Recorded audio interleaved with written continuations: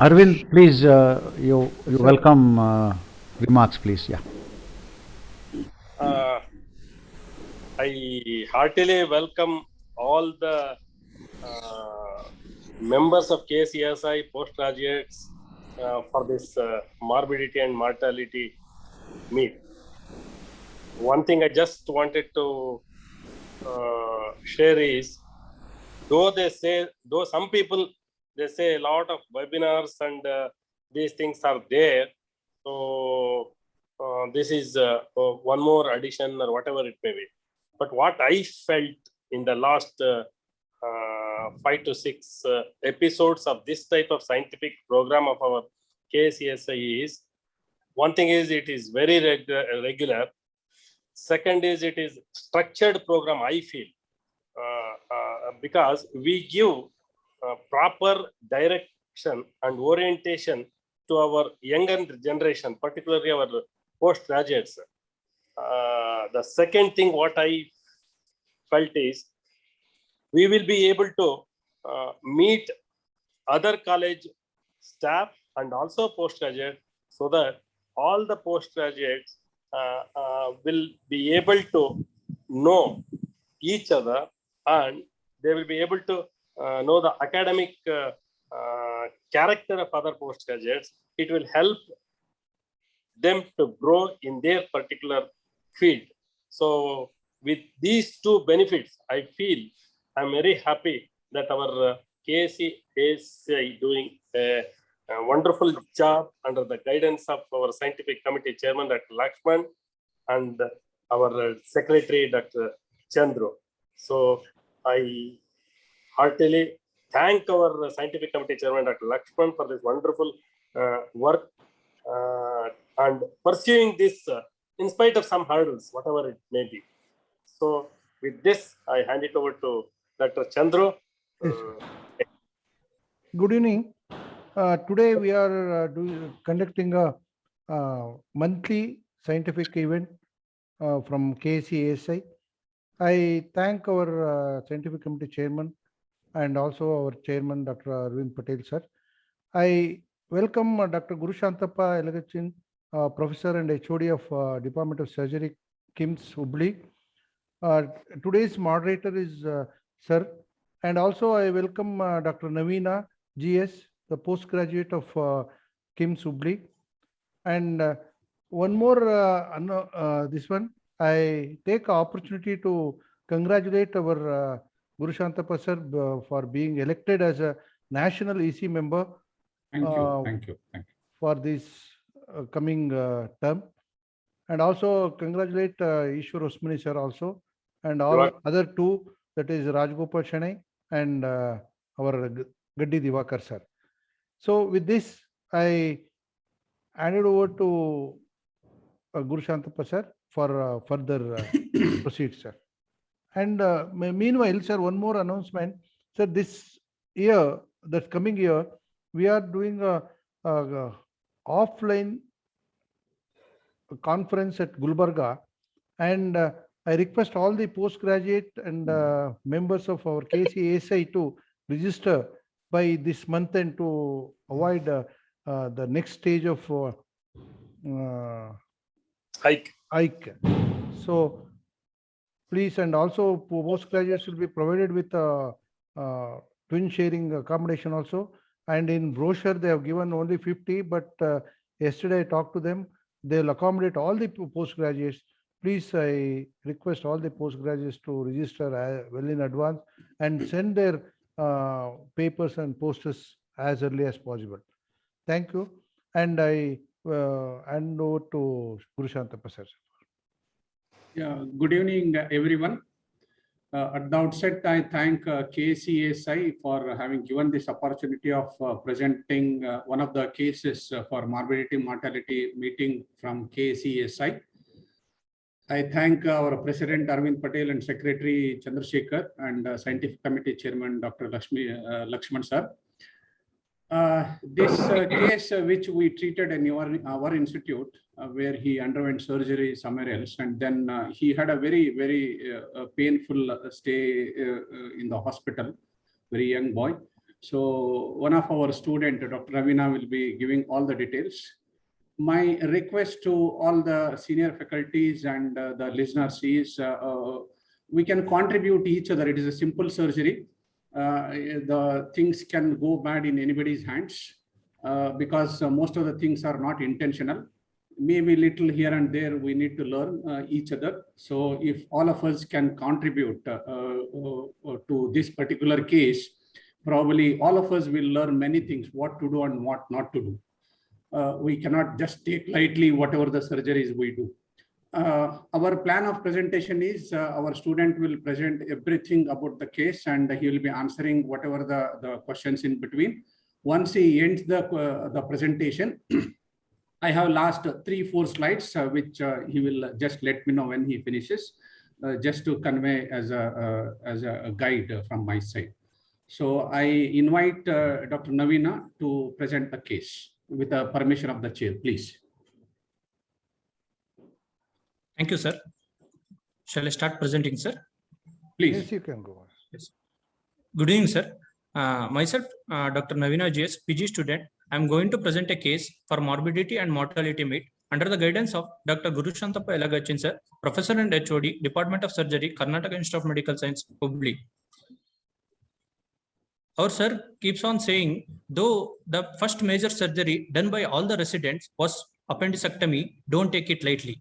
So we could realize the importance of his words and wisdom of his words after looking at this case. The case scenario is a 25-year male came to our hospital on 11/10/21, 7:30 p.m. with the following history. He gives the history that 10 days back, that is on 1/10/2021, underwent surgery with McBurney's incision for the diagnosis of acute appendicitis at some other hospital. Telephonically, when the operating surgeon was contacted, following information was given. In his own words, the surgeon said the surgeon could find perforation in the ileum, which he closed and did appendicectomy, and the status of the appendix was not mentioned. And the surgeon was out of station following the surgery for 8 to 10 days, immediately after the surgery, and he returned back after 10 days. When he came back on the 10th post-op day, when the surgeon saw the patient, there was a feculent discharge with the open wound in the right iliac fossa and the right flank, and the patient was referred to KIMS for the further management. The details of the details as given by the patient are as follows. The patient gives the history that he developed a bleb to the right of the operative wound on post-op day 5, which ruptured after 2 days, that is on post-op day 7, leaving behind the wound. And he also gives the history that there was a feculent discharge from the operated wound from the post-op day 7. And 3 days after the feculent discharge from the wound, the patient was seen by operating surgeon and he was sent to this institute for the further management. There was no history of any vomiting, constipation, or abdominal distension on arrival, and the patient gives a history that history of tobacco and alcohol consumption for 3 years. The investigation that the patient and patient attenders had at the time of arrival was USG abdomen and pelvis. USG abdomen and pelvis that was done on 14/9/2021 showed that there was a focal short segment area of bowel wall thickening in the right iliac fossa with the dilatation of the proximal bowel. The features suggestive of coiry infective or neoplastic etiology, and there was no mention about the appendix. On arrival, the vitals were the pulse rate was 110 per minute, the patient was at tachycardia, and blood pressure was 120/70, respiratory rate was 20 per minute, and patient was afebrile. And the patient was pale, and there was a bilateral pedal edema. On per abdomen examination, abdomen was soft, and there was a feculent discharge from the appendicectomy wound. And also the bowel sounds were present, and there was a necrotic patch of size 14 cross 10 centimeter noted in the right flank. The first photograph showing the feculent discharge from the appendicectomy wound, and the second photograph is showing the necrotic patch over the lateral part of the appendicectomy wound or the lateral part of the abdomen. This was the video of the feculent discharge of the appendicectomy wound on the day of admission. These were the investigation done on the. Sorry, sir.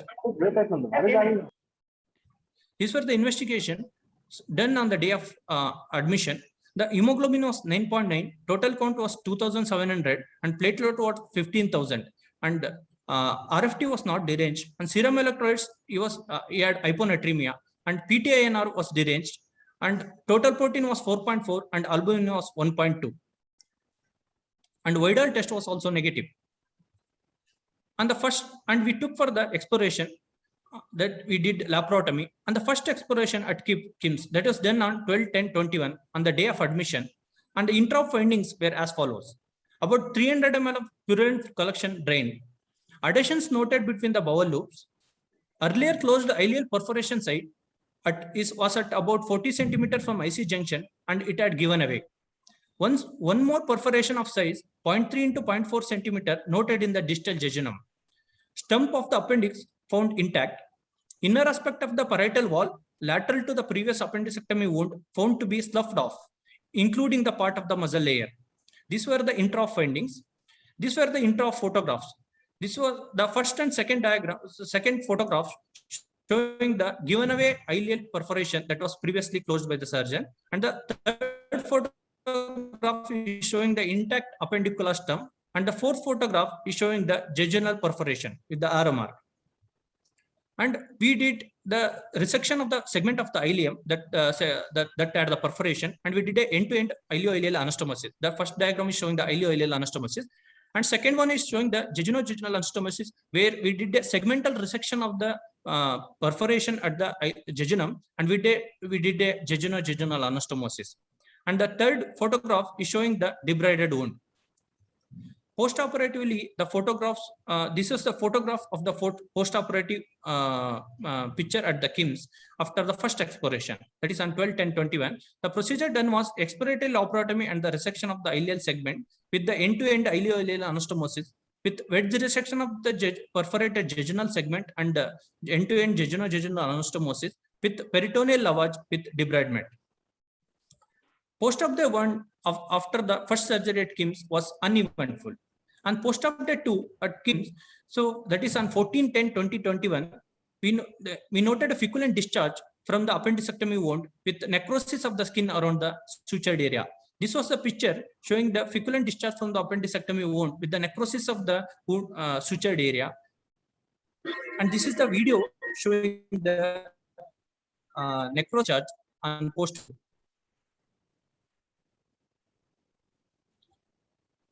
We took for the second exploration at KIMS on 15/10/2021 on the next day.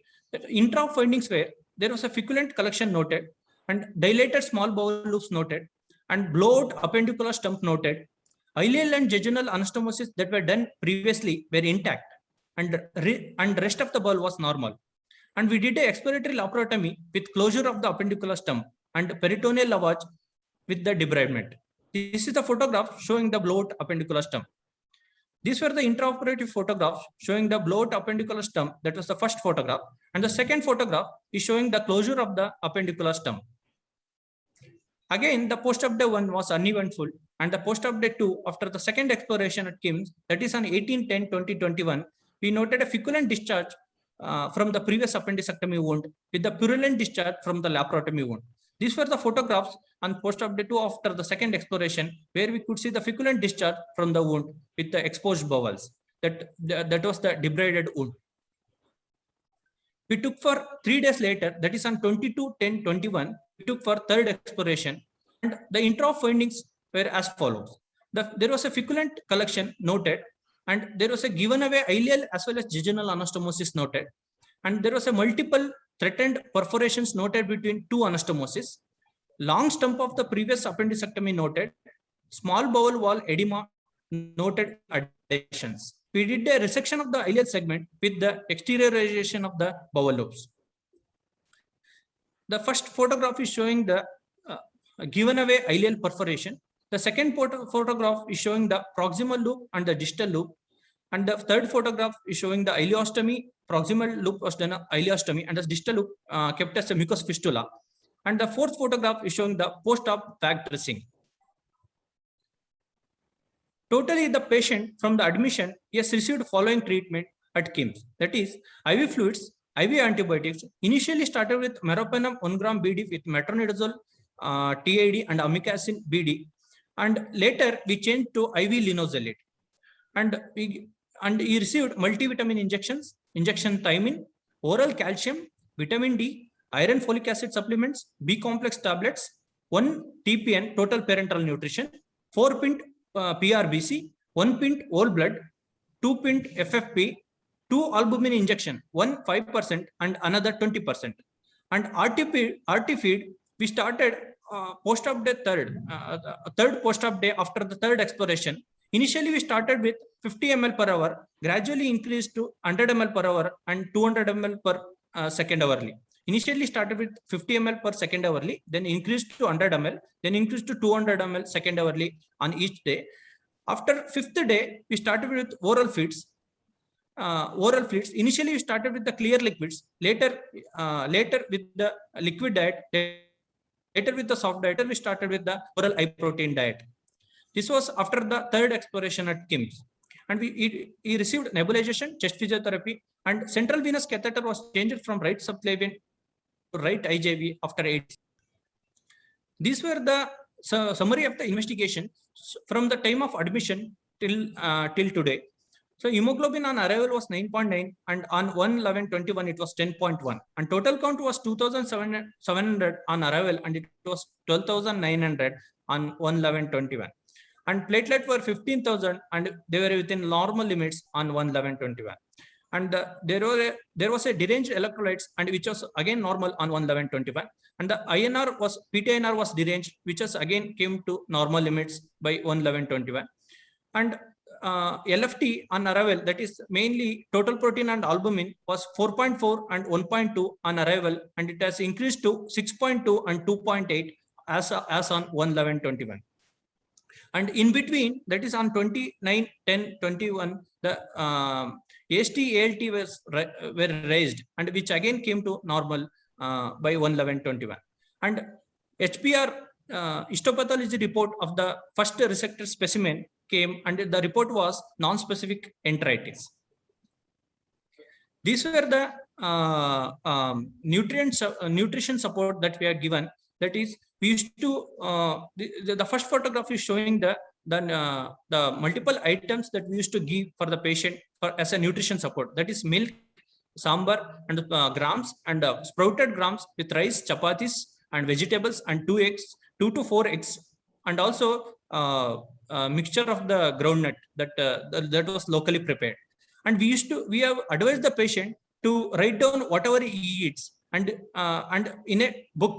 So we used to daily examine that book and we used to calculate the total calories that he has consumed and we used to calculate total requirements that he needs. And the difference we used to find out and we used to advise the next day diet for the patient. This is how it was managed when the patient was put on oral high protein diet. And also with the milk, the locally at our KIMS, the available preparation, that was a Surgi feed, that is a powder, protein powder. So that was also used 2 teaspoons in a glass of water, in a glass of milk twice daily was given. Along with that TPN, 1 TPN was given. This was the nutrition support that we had done. And the dietary requirements and the calorie and the protein value of common food items are as follows. For the Indian dietary intake, the calorie intake should be in the following proportions. That is, Navina, yes, sir. This is general information what you would like to give. Yes, sir. Am I right? Yes, sir. I think you can hold on in this slide because it is general information. It is not Yes, pertaining to this patient. So Okay, we'll come back to this slide if anything to be clarified in the discussion. Sir, is it okay, sir? Lakshman, sir? Right, just fine. Yeah, you can focus on the cases Exactly, now. exactly. You go to next slide. The current condition of the patient as on 4/11/21 is the patient's vitals were stable and taking oral regular high protein diet, and he was sitting without support, ambulating with support, and there was a functioning stoma with output of 1,200 to 1,500 ml per day. There was an adequate urine output and blood parameters were as follows. That is, hemoglobin was 10.1, total count was 12,900, and total protein was 6.2 and albumin was 2.8, and RFT and electrolytes were within normal limits. These were the photographs showing on 4/11/21. This is the wound photograph, the first photograph, and the second photograph is showing the patient is sitting. Today morning, the patient around 8:50 a.m. the patient collapsed when he tried to ambulate. On examination, pulse, blood pressure, and saturation were not recordable, and RBS found to be 203 milligram per deciliter. And we started CPR, IV fluids, injection adrenaline, atropine. 2 cycles were given, and endotracheal intubation was done. And patient got revived, and patient was shifted to ICU, and he was put on mechanical ventilator with inotropic support. At 5 p.m., the patient arrested again. He was revived, and again he arrested at 5:30 p.m. and declared dead at 5:50 p.m.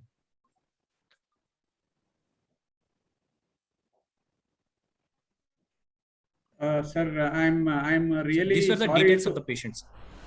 I'm really sorry to add this, the last slide, which has written. I'm really sorry personally. I have felt really bad for this particular young boy of 24 years.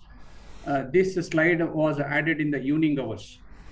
In fact, till then, we were happy that we are presenting a case and we are managing it nicely, and he was recovering. That's what our thinking was till yesterday evening. But looking at the events today, what happened, really I felt bad, and I'm extremely sorry we could not help him out in spite of doing everything. In fact, I wanted to speak to Dr. Lakshman and the other KCSI members, whether should I present, because my intention was to highlight morbidity, but ended up with the mortality suddenly in the morning hours. Yeah. I am extremely sorry for this. Not at all, sir. I think we must congratulate you for doing all this and keeping him alive for this long after a very traumatic set of events that he has faced, and you have had to challenges that you have had to face, I must say. And I must again congratulate you because you have highlighted the importance of nutrition. When young postgraduates talk about nutrition in a patient, I get very, very excited, because I think whatever heroic surgery one does, basic things like nutrition, fluids and electrolytes have to be given attention to, and I must congratulate you on doing that in the care of this patient. Navina, I have 1 or 2 questions. Yes, sir. Let us for a moment forget the fact that unfortunately it ended in a mortality, but you faced a series of challenges, and so we need to learn, as Guru Shantappa sir said, we need to learn from this. What was the history leading up to appendicitis? You spoke to the primary surgeon who did the appendicectomy. Was it suggestive of appendicitis? What was the history and the investigation just before the appendicectomy, and how was the decision to do an appendicectomy taken? Can you throw any light on that? Sir, according to the patient's history, that he had pain abdomen more in the right lower quadrant of the abdomen since 2 to 3 months, sir. He has consulted many places, but nowhere they got any clarification, sir. Finally, but except pain abdomen, he didn't have any history of vomiting, nausea or anything, fever, anything, sir. He had only pain abdomen. For that, he was roaming for 3 months. So the previous investigations that were available with him was only that ultrasonography, sir. Yeah, And on please put 14th that of now, this, please put that earlier ultrasound, pre-op ultrasound report. That is the pre-appendicectomy ultrasound. Yeah. yes, sir. Exactly, sir. Exactly. This was the ultrasonography that was available, sir. It was showing that a focused short area of bowel wall thickening in the right iliac fossa with the dilatation of the proximal bowel. Okay. And nothing was mentioned about the appendix in this ultrasonography. When you spoke to the surgeon, did you have a leading question as to state of the appendix? You said that was not available. The state of the appendix was not mentioned. Could you discuss with him whether there was appendicitis, or what was what was the state of the bowel and things like that? Sir, I on telephonically I discussed with the surgeon, sir, operating surgeon. He said that there was an inflamed appendix and he removed the appendix. he did the appendectomy. Afterwards, he found out that there was a ileal perforation. He primarily closed the ileal perforation. Okay. That's what the information that sir has given, sir. All right. Okay, thank one you. more thing. Why he has seen that ileal perforation? When he did, when he opened abdomen, he Yes, sir. saw inflamed appendix. Yes, sir. What made him to search for perforation? Whether there was a contamination, fecal contamination was there? Did you ask surgeon? Chandrasekhar, No, sir. what is, information given is probably he has noticed a fecal matter. That is why he could find out ileal perforation. What we could guess. Then when he suspected ileal perforation and he closed this one, why he did appendicectomy, sir? That was a question by Naz madam. Because it's already inflamed. That was a wrong thing, I think. Chandrasekhar, what we will do, we will have a discussion about what exactly to be managed, what not. Because we cannot answer that question of why did he do appendicectomy. Definitely. Dr. Suprimat has his hands raised. Has hands raised. Yeah, please. Yeah, I just wanted to know, of course, many of the times we will not have a details about what has happened before the patient reaches to us. Yes, sir. And we may not get, even if you talk to the person, you may not get the first-hand information of actually what has happened at that time. So there may be some points which may be missed, and I always find it difficult to elicit a proper history before. But my concern was that could we have done just a little bailing out kind of procedure? Why, rather than considering a definitive procedure, when the patient was in a compromised state of nutrition in the when second surgery was done, I mean, after the first surgery, after reaching, rather than doing resection, all that, because albumin was 1.2 or 8, if I remember right. And I find that is very, very precarious, and anything like that, probably any anastomosis, whatever we do, however best may be the surgeon, whatever may be the best technique used, I think invariably that fails, even the wound also would not heal. So I was just thinking, why not just a bailing out procedure, build up the nutrition and go in for a definitive procedure. Just my thoughts. Sir, on the day of admission, sir, it was on Monday, sir. In the night he came, sir. So morning we took him for OT, sir. But in our institute, the albumin levels and all will be done on the next day only, sir. So we felt that the general condition of the patient was good, sir, because vitals were stable and the patient was moderately built and nourished, sir. We felt the general condition was stable and we took a decision of primarily closing it, sir. Doing the anastomosis, sir. And one more reasoning why resection, the first perforation was in the ileum, which he had closed, that had given way. And there was one more perforation in the jejunum. Yes. And the distance between the two was very long. So if at all we would have planned for exteriorization, we were in a dilemma which one to exteriorize, because at two places there were things, one ileum, one jejunum. Because the condition was not very bad, so probably we thought of resecting and doing anastomosis. Yes, anastomosis at two places in a case like this may be a risky factor. Yeah, okay. Navina, I had one or two other issues. Yes, sir. As soon as he came, what was the antibiotic regime that was given?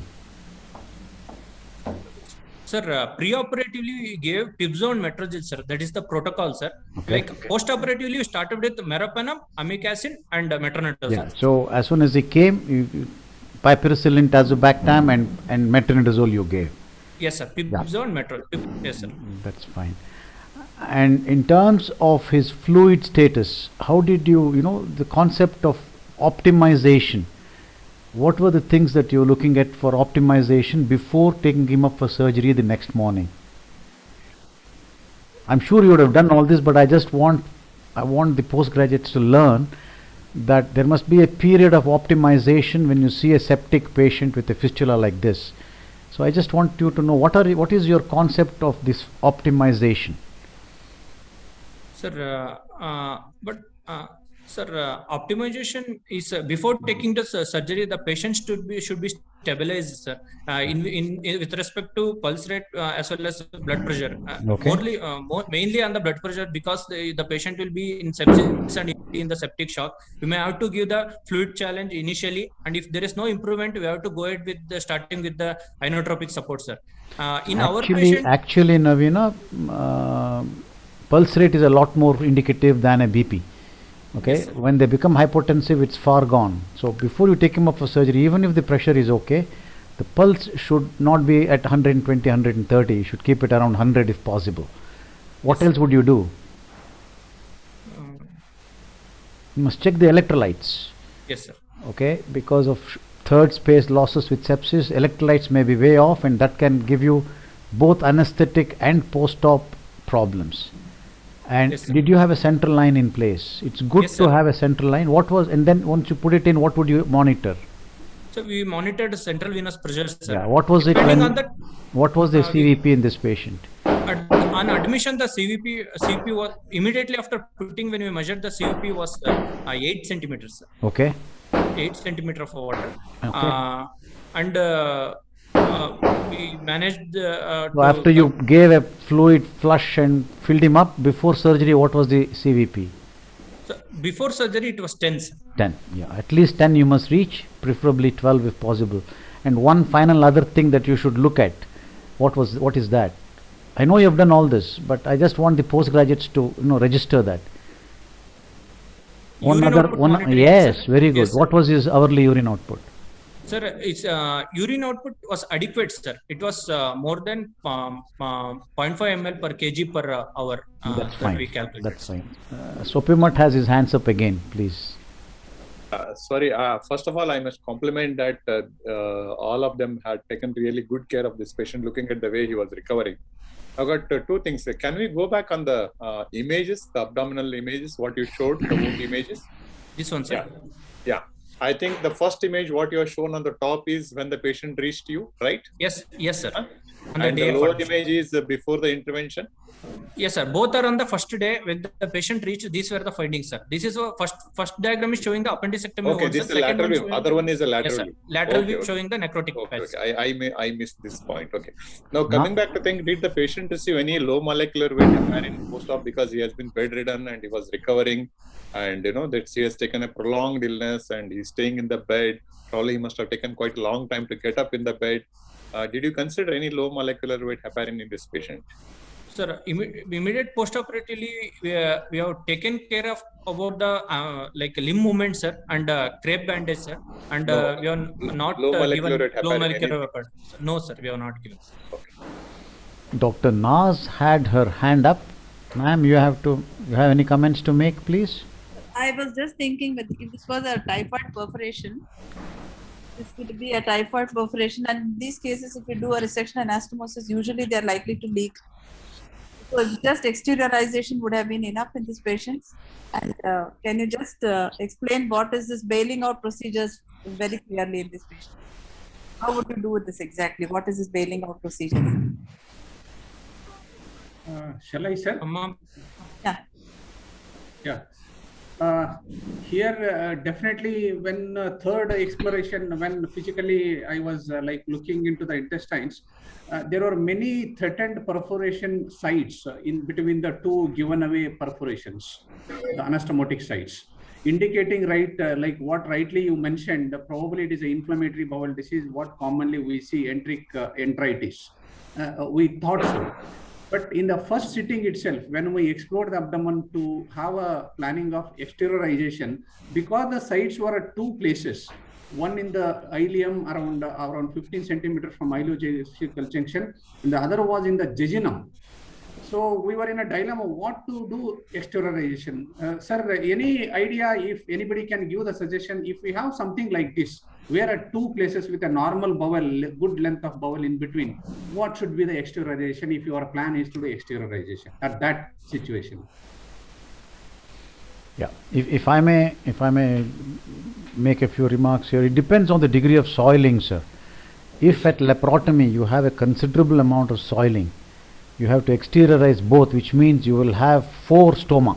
2 of them One of them will be really functioning because the proximal jejunum stoma will start functioning, and the distal stoma will again be a mucus fistula, and of course the two that come out of the ileum will be essentially non-functioning, but yes, all the bowel contents will have to come out through that.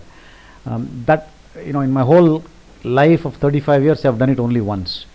In a patient with Crohn's, I remember, when I was training abroad, they had multiple perforations. So we resected the lengths of bowel, one segment in the jejunum and another segment in the ileum, and exteriorized all the four. And almost invariably they end up with a TPN.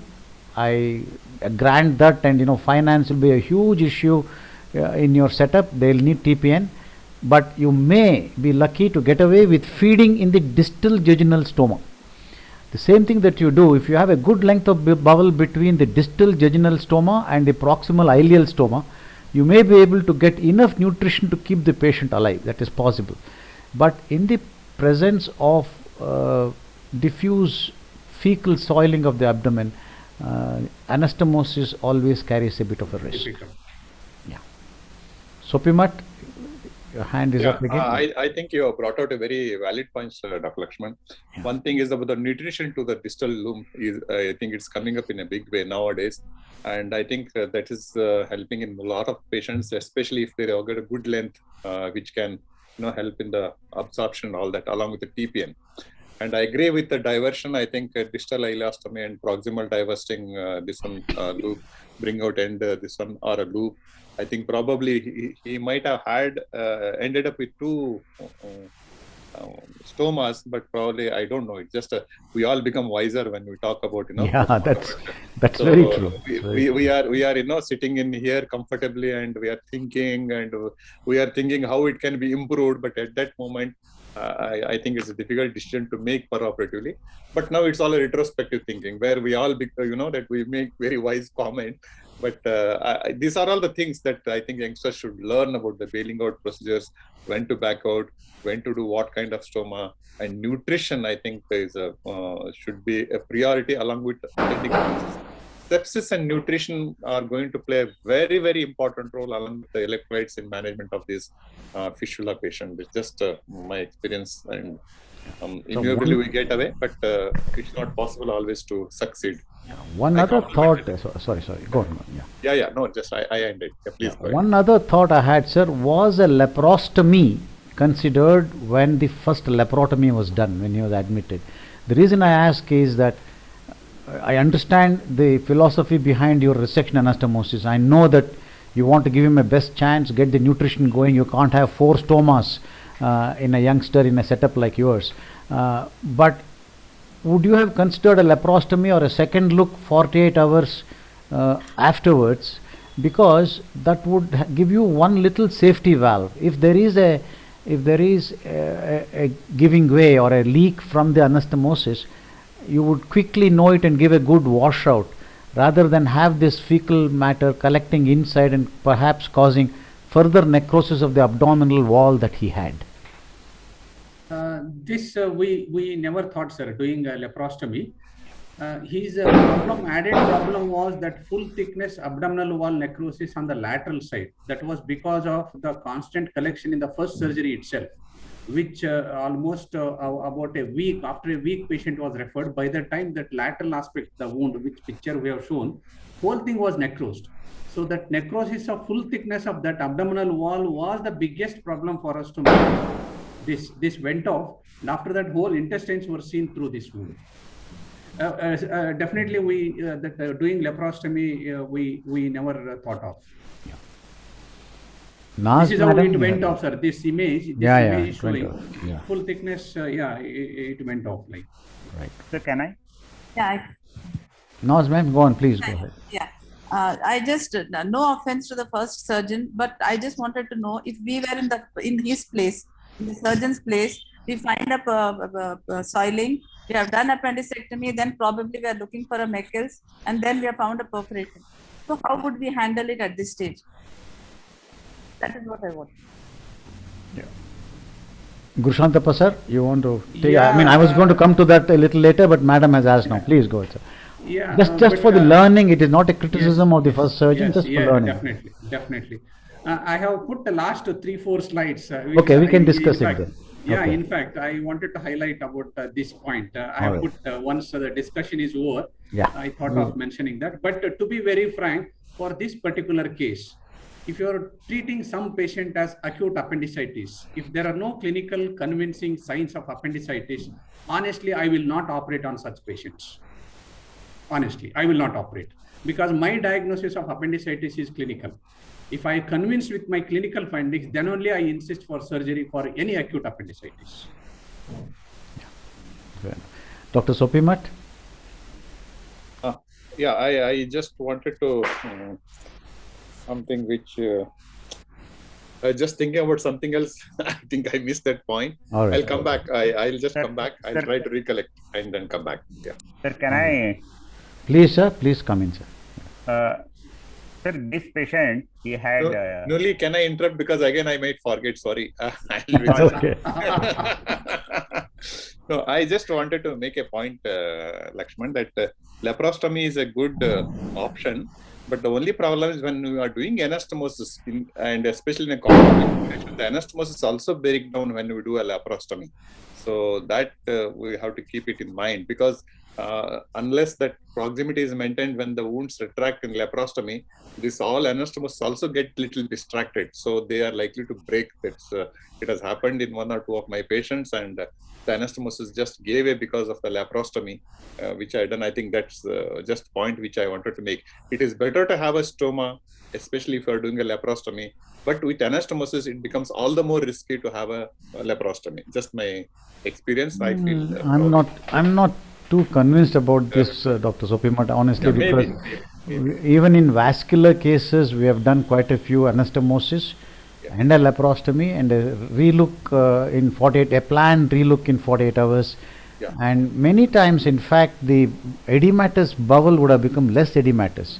And the tension on the anastomosis would be less because the bowel has shrunken a little bit. So I'm not too convinced that you would harm the anastomosis with a laparoscopy. I Nuli, don't know. sir. I have to research on this matter a little more. Just my experience. Yeah. Sure. Yeah. Nuli, sir. sir, as per the postgraduate's history taking, the patient had right iliac fossa for the past 3 months. And the operating first surgeon referred him for sonography. And there was a edematous ileal loop. Am I correct, Naveen? Dr. Yes, Naveen? sir. Yes, sir. Yes, sir. Okay. So the sonography report was, there was nothing mention of about appendix. Am I correct? Yes, sir. Yeah. So there was focal short segment area of bowel wall thickening. Except for that, about appendix, absolutely no comments. Isn't Yes, sir. it? Yes, sir. So, so the surgeon went ahead with the with McBurney's incision. He has gone Gridiron Yes, sir. incision. Okay. Yes, sir. So he Yes, went sir. inside, and as soon as he went inside, he saw the appendix, and there it was inflamed, and he knocked it out. Yes, sir. Isn't it? So Yes, sir. that time he could have seen. He must have got this fecal material or something like that. Am I correct? That's what was the conversation, no? Sir, he said after knocking off the appendix, he found that there was a ileal perforation. So I primarily closed it. That's what he conveyed. But where I'm getting confused is the patient was not toxic when the patient was presented to him. Okay, he was Yes, sir. he was just diagnosing a what I should say recurrent appendicitis like. Yes, sir. Yeah. Isn't He had it? only So, tachycardia, sir. except for that, even in his place, you are there or I'm there. We never would have thought that ileal perforation would have been there. Am I correct? Yes, sir. Because Sir, I think I deny with this because we cannot imagine his findings. He has operated thinking that it is for appendicectomy. That's all. That's all. Probably whether he has missed intric perforation, we don't I'm know. asking about a clinical history, sir. Clinical history wise, he had 3 months pain abdomen. Am I correct? Yeah. Yes, sir. 3 Yes, sir. months abdomen pain, and ultrasound says there is a thickening in the right iliac fossa, whatever proximal bowel or something. Yes, sir. Only thing was no mention was made about the appendix. Am I correct? Yes. Yes, sir. So he went ahead with appendicectomy. Yes, sir. So I'm still to understand how come there was perforation of ileum. Sir, that he didn't say, sir. When we communicated, what sir said is there was a inflamed appendix. After knocking off, I found out that there was a ileal perforation, and I primarily closed it. This was the information given by sir. True. So But what there was I'm thinking, there was no documents or there was no with the patients regarding the surgeries. it's okay. So 3 months pain abdomen duration, how to explain now? What might be the cause for 3 months abdomen pain in that patient? Young guy with Yes, a sir. 3 months pain in right iliac fossa. How to explain that? ಅಲ್ಲ ನೂಲಿ ಅವರೇ, ಈಗ our case is like how to manage this, how to explain probably may not be the suitable thing here. Why did he do appendectomy? Fine. Why did he do appendectomy? Nuli sir, Dr. Yeah. Guru Shantappa said he has a few slides in the end.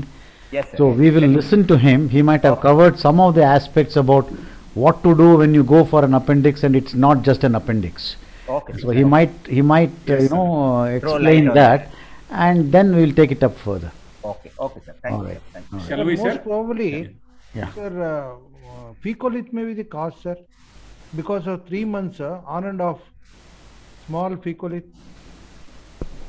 Yeah, but the question, Chandru, is if there is another attendant small bowel pathology Yes. with or without appendicular pathology in the initial presentation. So why would you have, even with a fecolith, why would you have a ileal perforation and a jejunal perforation? So there must be some kind of a small bowel pathology primarily. That would be the explanation. All right. Then Naveen, can you Naveen, Yes, sir. put Go the on. slides? Yes, sir.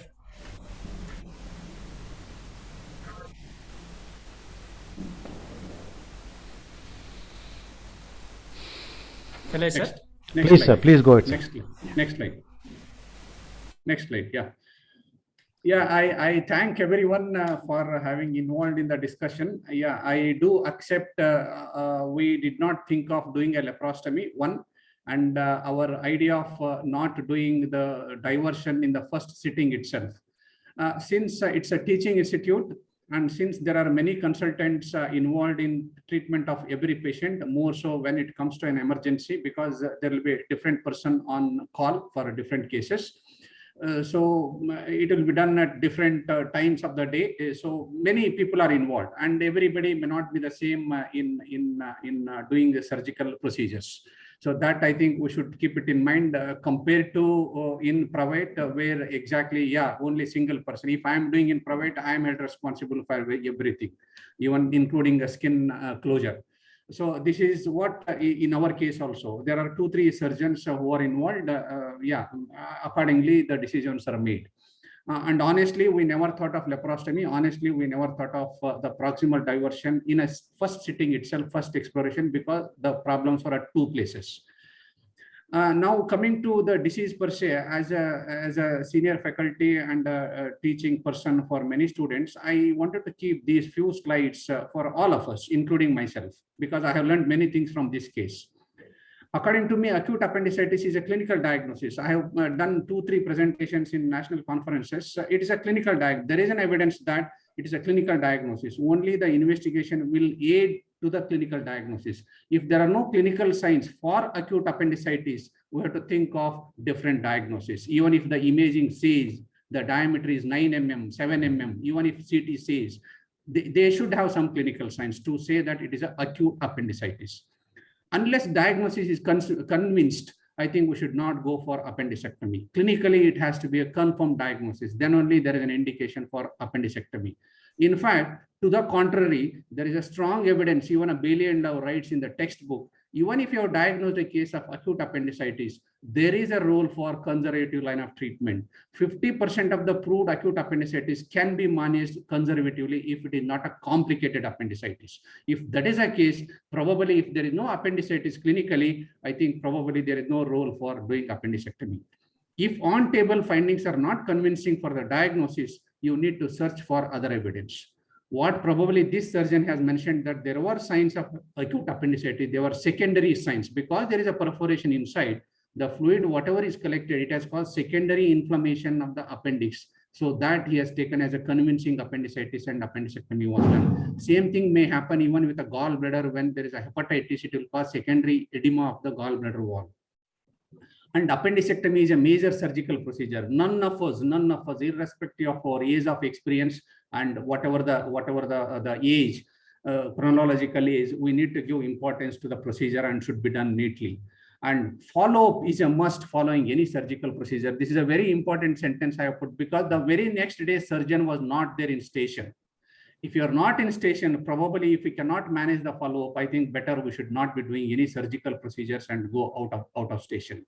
He has seen the patient only after 10 days. And those 10 days was managed by a RMO. Our students have spoken to him. He said he's a RMO. We don't know what is his qualification, but he said he's a resident medical officer in that particular hospital, and he has managed the case. And only after surgeon came back and saw the patient, that was 10th post-op day, and he has referred the case. So probably we have lost that valuable time. Even though complications do happen, that valuable time of intervention has lost. So we are not supposed to just go away out of station following doing any surgical procedures. Next slide. If, like I mentioned, if findings are not convincing, should we do exploration in the same incision? This is the question I have asked for all of us. Is it possible to have an exploration in the same McBurney incision and you can see all of the intestine? Probably it is difficult. If you have done an open appendicectomy and find something else, probably we may have to do laparotomy and find out what exactly and justify. And there is a syndrome called what is that? When there is a perforation in the duodenum and collection will be there and presents as acute appendicitis. So find out. And Valentine syndrome, that is called Valentine syndrome. So it is better we should have an exploration and do a justice, or should we laparotomy needs to be done immediately. That depends on how convincing the findings are. If pre-op diagnosis is uncertain, should we operate on appendix? Personally, I will not operate if convincing appendicitis diagnosis is not made. And if convincing signs are not there once we are doing, probably I may not do appendicectomy. I think we should not be done. If yes, best way of doing is laparoscopy rather than, if you have a little bit here and there findings, best way is to do laparoscopy so that you can visualize whole of the abdomen rather than doing a McBurney and getting into problems. Next slide.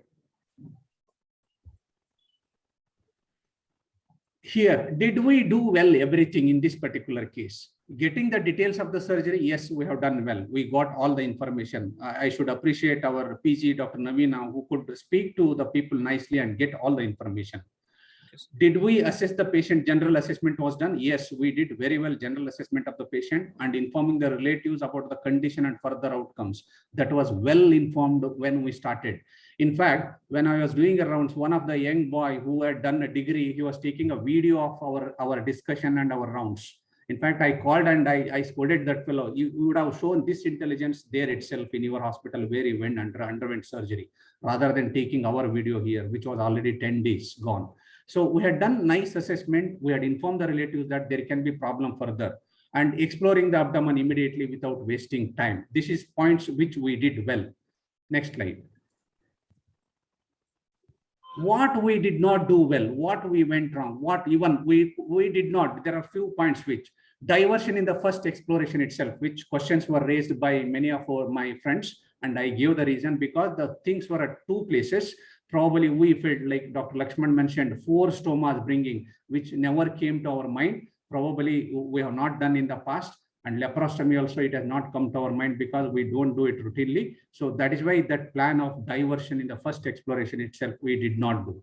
Second exploration, missing out leak from the previous small bowel, because second exploration was done by a different surgeon. He said only appendicular stump has given way and he has closed and he came out in no time. So even after 24 hours, immediately after that, he had a leak. So did we miss? Did the surgeon miss the second exploration, the perforation that is a given way anastomotic site? Second. Third, doing ileostomy on the right side within the abdominal wound. You saw that photograph. We have done diversion, ileostomy and mucus fistula on the wound side itself. So I really felt this is the point which was mentioned by my PG student Navina. Sir, ನಾವು ಎಡಗಡೆ ileostomy ಮಾಡಿದ್ರೆ ಚೆನ್ನಾಗಿತ್ತು sir, ಅದು skin surface ಮೇಲೆ ಅಲ್ಲಿ manage ಮಾಡಲಿಕ್ಕೆ easy ಆಗ್ತಿತ್ತು ನನಗೆ. Then I said, Navina, you should have told me this on the table itself. This is the word I told him. This is what the suggestion is required by an assistant and by other people who are just standing, not mentioning the same thing after 2 days. This I insist upon my students and my assistant. If you really want to contribute, you contribute, maybe wrong. Contribute then and there itself, rather than telling later, sir, hang madidre chanagittu. That is very not a nice way of putting the thing. So did we do on the wrong side? Ileostomy we should have done on the left side, so that would have managed, because after doing diversion, there was very problem in managing that wound, because everything was going into that open wound in the right iliac fossa and it was draining inside. So which was really, we had difficulty in maintaining the ileostomy. So was it, that is the wrong thing we did. Then managing the nutrition, I have put a question mark, even though we thought probably we were done well, probably we did not do to the extent what was required for this patient. So with this pros and cons, right and wrong things, this is what I wanted to convey. And I think all of us should not take appendicectomy lightly. And I'm really sorry for this patient. I really felt, and in fact, I told all the assistants and the PGs on third exploration that all of you should put all of your efforts to see that the patient goes home. If the patient goes home, we'll celebrate together. This is a word I said during my rounds. Yes. But I was not lucky in this. Thank you, sir. Thank you. There has been tremendous learning in this. I must congratulate you for bringing this case to the M&M discussion, sir. Apart from this case, there are 2 or 3 little messages I would like to give to the postgraduates. Yes. I'll first ask questions instead of, just give spoon feeding you. Navina, Yes, sir. if in a classical appendicitis, would you do a McBurney's or some other incision? Sir, Lanz incision, sir. How is it different from McBurney's? Sir, Lanz incision is taken 2 centimeters below the umbilicus. Don't with the describe that, but midpoint- tell me the main thing. And I know you would know it, but tell me what are the advantages over a McBurney's? Sir, we could assess, we could explore the, we could Exploration find out is the same. sir. Yeah, you see, it is a horizontal incision. It is in the lines of Langer. Lines So of it heals Lanz. better, so the scar will be better. Scar will But be- more importantly, you split the muscle. In McBurney's, you do an oblique incision, and many people actually cut the muscle. So that makes the wound weaker, and it increases the chances of wound infection. So it's much because of the hematoma, because you have cut the muscle, there will be blood collection and there will be a higher incidence of it. This has been proven in papers also. But you're right, Lanz incision is an option, and a better option than an open incision. And particularly when you're not sure of the diagnosis, as Guru Shantappa sir said, would you think of something else if you had the facility? Laparoscopy, sir. Correct. Naz madam has actually mentioned it in the chat box. So when you are in doubt with the diagnosis, if the patient is, of course, conservative treatment is one option, you don't have to treat it at all. But if the patient has pain and you're worried about a long history and you're concerned that there may be another diagnosis, laparoscopy is a very viable option. In fact, that has become the primary mode of treatment elsewhere, particularly in patients with doubtful diagnosis. Third, again a chat box question which I was also going to raise. You do an appendicectomy, as Guru Shantappa sir said, because of the local soiling with bowel contents or whatever, it looks like appendicitis, but it's not appendicitis. You can make it out. A secondary kind of inflammation of the appendix, you will know. When that happens, what would you do next? When you do a McBurney's or a Lanz and you find some free fluid in the right iliac fossa and you don't think the appendix is really juicy or perforated, what would you do next? If I could find any other cause of other than the appendicitis, I would like to search, sir. If I can't search, How? Yeah, that is the main question. that How would you like to search is the question. I would go ahead with the midline laparotomy incisions. All right. Midline laparotomy is the safest, particularly for young surgeons in the beginning of your careers. Close this Lanz or McBurney's and do a laparotomy. But if you're more experienced and if you're doing more, can you explore nearly the whole abdomen with some kind of extension of your McBurney's or Lanz incision? It is possible. All right. So what you have to do is go on. Rutherford Morrison. No, it's not go. It doesn't go by anybody's name, but you have a Lanz incision. You can extend it Kefalad okay, it's almost like a lazy S incision. Cephalad, you extend it towards the costal margin, and caudad, you extend it towards the pubic symphysis, to near suprapubic area, and then you can actually cut the muscle. When you do that, you have a lateral laparotomy, as it were. You can open up the abdomen quite well, and you can explore the whole of the bowel. The only thing you will not be able to see with convincing, with a convincing outcome would be the left colon and the splenic flexure. Small bowel up to the ligament of Treitz you can see with this extension. And of course, you will have to do a very good reconstruction of the muscles in layers, otherwise they end up with a big incisional hernia.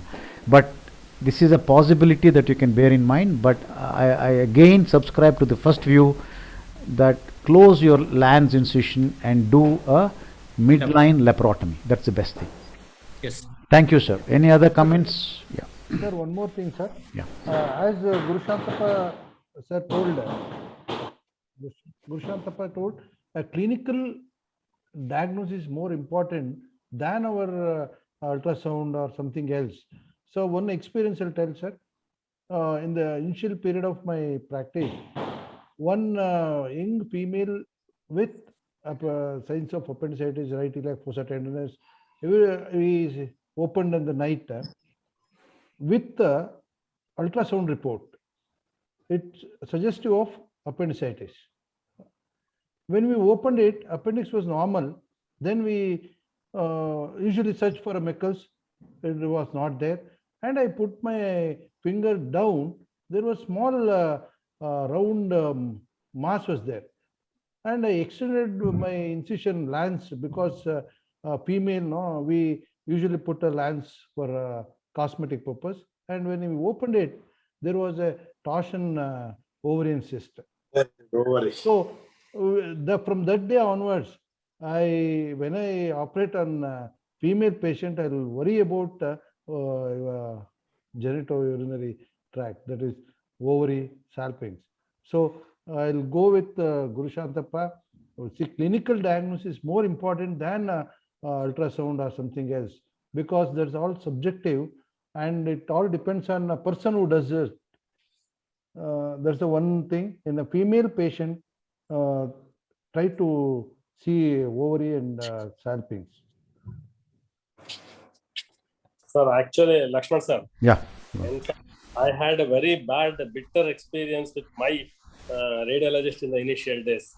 When at that time, and we used to say, ultrasound cannot pick up appendix clearly. At that time, still now the imaging is better. That is a different issue. But as Guru Shantappa said, this is also my point of view from the beginning, because I used to send cases for ultrasound for ureteric colic, clinically ureteric colic, and it used to come as appendicitis, mild thickening, and all those things. I used to tell my patients, never used to operate on them. And once it so happened, I used to tell my radiologist, it's not appendix, it's not appendix. Once what he did is, when I sent clear-cut clinical appendicitis, Then you would say it's patient satisfaction, he gave it as normal. Yeah, yeah. Then came the problem. Then I said it is appendix. Yeah. All the facts for the total count. I would like to, if you want to operate, I'll just come and see. Can I come and see? Yeah. I said, by all means, you come. So he came to the OT, it was gangrenous appendicitis. Okay. So, Navina, clinical, yeah, this thing sorry, is, Go on. clinical, Go on. this thing, I honestly feel that is very, very important. Very true, very true. Navina, I haven't Yes, read Bailey Love recently, but in the older editions which I used to read long ago, there was this concept of the attic, the ground floor, and the basement as differential diagnosis for appendicitis. Do you know about it, or do you remember it? Yes, yes, tonsillitis also. Yeah. Different Alright. diagnosis. So, see, You understood the question, what Dr. Lakshman is asking? when the attic No, is the sir. first floor or the top floor. So when you have appendicitis, you must think of, say, perf DU, perf gallbladder, all right, maybe perforation in the hepatic flexure of the colon. The basement is the pelvis. I remembered that when Dr. Chandrasekhar mentioned it. So you must look at pelvic, hydrosalpinx, torsion of the ovarian cyst and all that. and the ground floor where the appendix is, you must think of typhlitis and perforation of the ileum and other things like that, cecal carcinoma and things like that. It's at the same level as the appendix. So when you have appendicitis, you have 3 levels where you can have pathology. You must have that in mind. One question that I think Naz has asked: you go in with a diagnosis of appendicitis. It is not appendicitis. Would you remove it or not?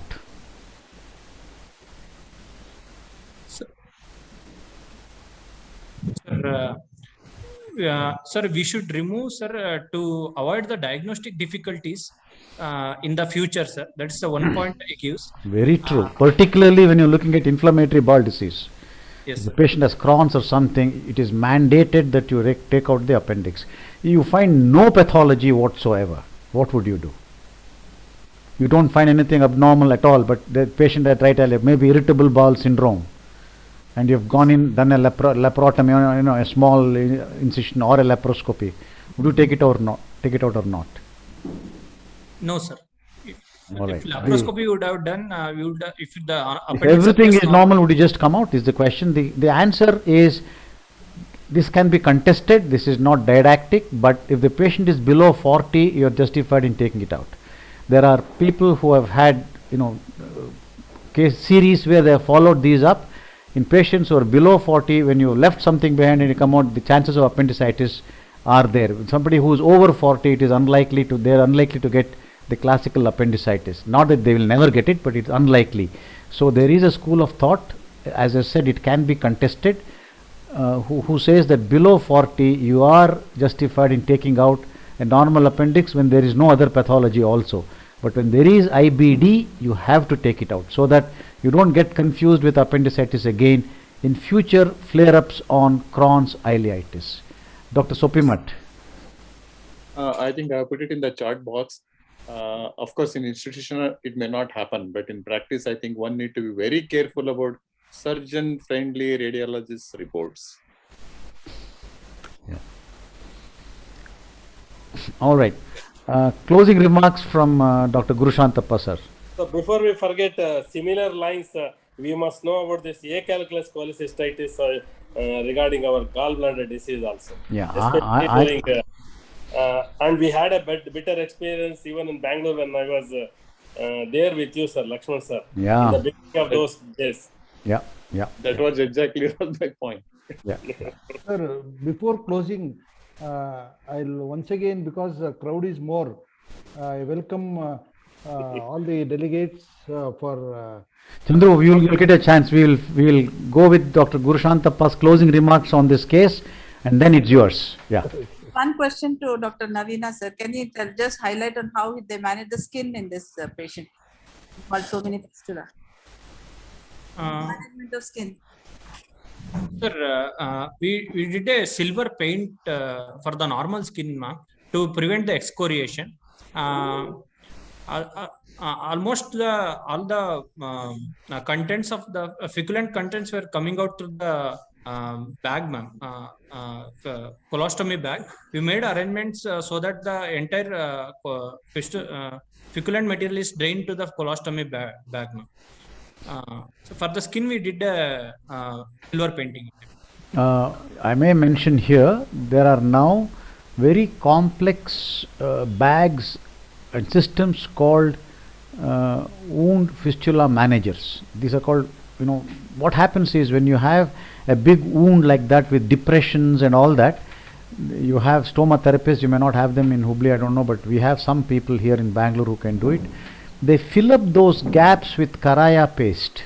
If there are depressions and all that, and holes around the fistula's opening, they fill it up with Karaya paste and then place a very large Karaya sheet on it and then put large bags. So even very irregular wounds, even these are called wound managers, and very irregular wounds, very uneven wounds and all that can be managed without damaging the adjacent skin. But yes, they are expensive. Yes, sir. We also use the collagen for the wound, sir, to cover the wound, and for the rest of the skin, we use the silvers, silver paints. Okay. Gurushantappa, sir, your closing remarks. Yes, sir. Yeah. I thank everyone for having attended this. I thought of presenting this because it's a common disease. It is one of the common surgeries done by many of us. And this is the one surgery I thought the postgraduates should not take it lightly, because many of them will be doing independently. And junior consultant should be very careful when you diagnose a case of acute appendicitis, and you should have a convincing findings, then only you should intervene. And always keep a possibility of the one more disease inside the abdomen if there are no convincing findings. And one more statement I wanted to make: two pathologies in a single organ, very unlikely to exist together. Okay, this holds good for any organ.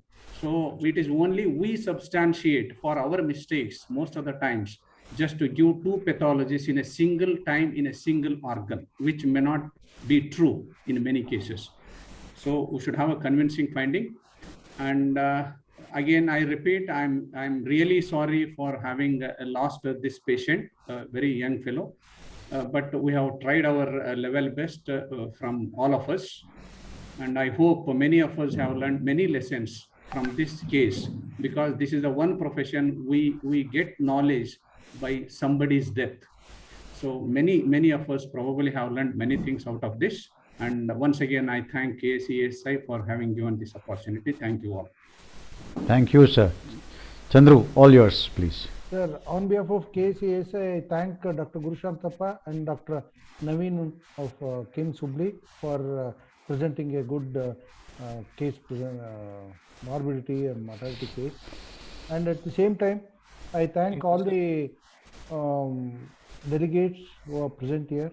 And at the same time, I take a small time for announcement. See, February 11th, 12th, 13th, we have a KC ESICON at Gulbarga. And I request all the members to become a delegate, and I welcome on behalf of organizing committee for having a good attendance there. And recently I had been to Gulbarga for some other work, and I visited the venue and I talked to organizers there, and they are doing an excellent job in organizing a conference. Please, on behalf of KCSI, I welcome all the members to be a delegate and participate in coming KCSI 2022. Thank you. All right. Thank you very much. Arvind, do you have any any comments to make before we close? Nothing. I want good participation in Gulbarga conference. That's all. All right. Thank you. Thank you. Good night, everybody. Thank you for. Happy about the number today. Yeah. Thank you for your participation. Good night, everybody. Congrats. Yeah. All right. Good night. Good night, sir. Good night. Good night.